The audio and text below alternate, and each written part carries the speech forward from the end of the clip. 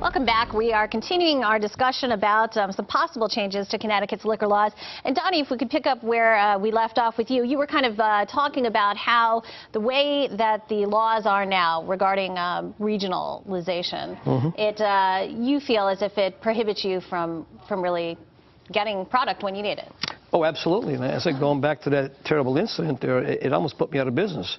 But nobody in the state of Connecticut should have territorial rights and guaranteed profits, because who's paying the price is the consumer.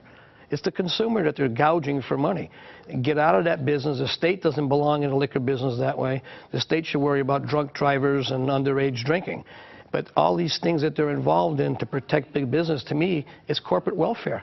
What other business gets protection from the state to guarantee you a profit and make any price you want that nobody can challenge? So if Budweiser goes up tomorrow morning $1 a case, I have to raise that amount, maybe $1.40 before, with the sales tax and my profit, to the consumer. But I can't shop it somewhere else. So you're stuck. You have to pay that price. And when someone comes in my store, they're stuck for that price. There's no competition at that level. There's nothing. You're stuck. But I guess I'm confused about why you don't share some of Bill's concerns about, for instance, quantity discounts. I mean, surely you must have the same thoughts that a big box store could come in and has the capacity to buy more than you and to get a volume discount. And then they can drop the price. I mean, well, more you than can you only, might be able to. see, that's something that someone says they're going to drop the price and get a volume discount. Even a wholesaler can only give them so much of a discount. They're only making so much. And even when you're a retailer, I mean, both of us are retailers.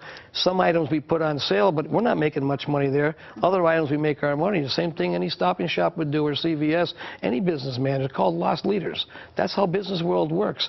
And I'd like to have the opportunity to lower my prices and for my consumers and my customers that I've known for 33 years. There's no reason why I have to charge them prices that are outrageous sometimes, because the wholesaler says that's the price, take it or leave it. If you don't buy it, you don't get it. So, Bill, I guess what don't you agree with of that? Well, I think if you step back and look at a bigger picture, it goes back to a question that Sue asked a moment ago regarding the possibility of having mass retailers, the quote-unquote big box stores, coming into our business in Connecticut. And we haven't seen that so much in Connecticut for several reasons. Because there was not quantity discounting at the wholesale tier, there wasn't a motivation for a mass retailer to come in knowing that they would be paying the same thing for the product that a small retailer does. In addition to that, up until this proposed legislation, and the current law still is, only 2 licensors are allowed per backer. So if you're a large retail mass merchandising chain, you wouldn't have been able to get a license to have a package store in operation with your businesses for multiple outlets. So it wouldn't be worth their money, really? Right. Essentially, there's just nothing that was worth it for a big store to go into this business in Connecticut.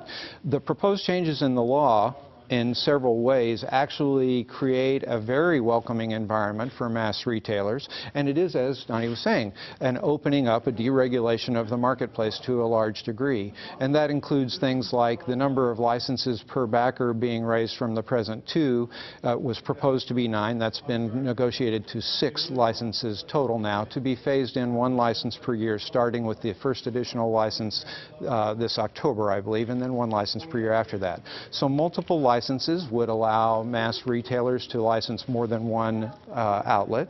In addition to that, adding quantity discounts would allow them the purchasing power of buying large quantities of product to get the best price.